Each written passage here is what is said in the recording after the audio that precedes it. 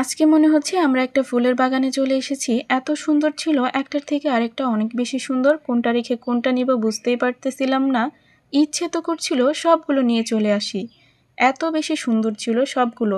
বাহিরে গিয়েছিলাম, কি কি কেনাকাটা করলাম, কি খাওয়া দাওয়া হলো সব কিছুই শেয়ার করব। মার্কেটে এসে আমার এই ফুলটা পছন্দ হয় তাই এটা নিয়ে নিয়েছিলাম। আরও কিছু জিনিসপত্র এখান থেকে নিতে হবে তাই খুঁজে খুঁজে সবগুলো জিনিসপত্র নিয়ে নিচ্ছিলাম। যেহেতু আমি রান্নাবান্না করি তাই আমার একটা কাটিং বোর্ড প্রয়োজন ছিল, আর এটা চোখের সামনে পেয়ে নিয়ে নিয়েছিলাম। আগের ফুলটার থেকে কিন্তু এই সাদা চেরি ফুলটা বেশি সুন্দর লাগছিল তাই এটা নিয়ে নিয়েছি।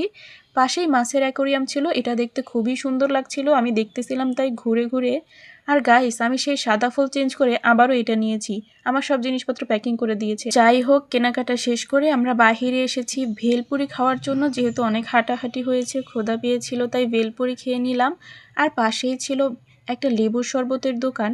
যেহেতু ভেলপুরি খেয়েছি একটু ঝাল লেগেছিল আর এমনিতেও বাহিরে গরম ছিল, যার জন্য লেবুর শরবত নিয়ে নিয়েছিলাম। আর এই শরবতটা কিন্তু অনেক মজা ছিল, বলতেই হবে, আসলেই মজা হয়েছিল। খাওয়া দাওয়া শেষ করে আমরা আবারও চলে যাই মার্কেটে জুতা কেনার জন্য। আপুর বাসায় পরার জন্য একটা জুতা প্রয়োজন, সব সময় পরার জন্য। তো আমি বারবার বলছিলাম এই জুতাগুলো নিয়ে নিন, এগুলো দেখতে সুন্দর লাগে। মানে আমার কাছে এই জুতাগুলো কেন জানি না অনেক ভালো লাগে। যদিও এগুলো ছেলেদের জুতা তাই আপু এটা পরবে না। এই জন্য আমরা প্রথমে যেই জুতাটা দেখেছিলাম সেটাই নিয়ে নিয়েছি। আর জুতা কিনতে কিনতে পাশেই দেখতে পেলাম চায়ের দোকান। চায়ের দোকান চোখের সামনে থাকলে আর চা খাবো না এটা তো অসম্ভব। চা তো আমাদের খেতেই হবে। তো নিয়ে নিয়েছিলাম চা।